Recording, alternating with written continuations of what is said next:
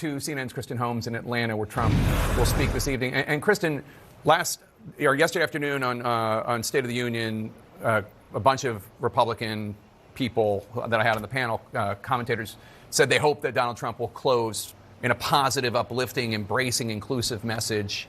I don't think he's doing that.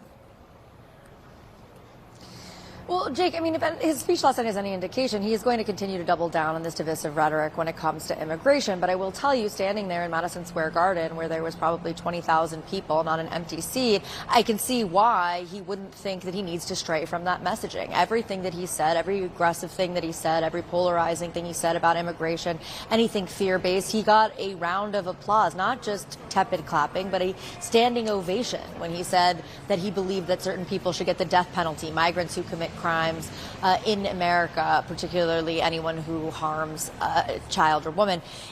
This was not the response of somebody who believes that they need to change what they are saying. They believe that what they are doing, and he believes himself, what he is doing and saying is working. And particularly when he is talking to his base at rally after rally, it was clear last night that they are enthused by that kind of rhetoric. But of course, the question, Jake, remains whether or not this actually moves the needle for Donald Trump and brings people to the polls who otherwise might not actually go out and vote. And I do want to quickly touch back on those Puerto Rican comments, because one of the things you said is, does the campaign seem to be reminded? They do not need to be reminded how many Puerto Rican voters there are. That's why you saw them issue that statement so quickly. And I was told personally that several lawmakers, aides, allies called Donald Trump's campaign, whether it be different advisors, essentially to say that this was a huge mess up, that this was a huge problem. And I've heard a lot of finger pointing among different aides and allies saying, how could this possibly have gone unvetted? Who was supposed to look at these speeches? Now, I was told that the speech was gone over by this comedian in particular, that none of the jokes that were actually put out there were things that had been vetted.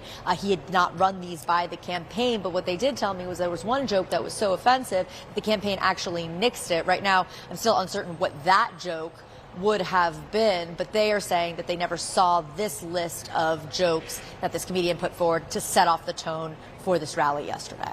All right, Kristen Holmes in Atlanta.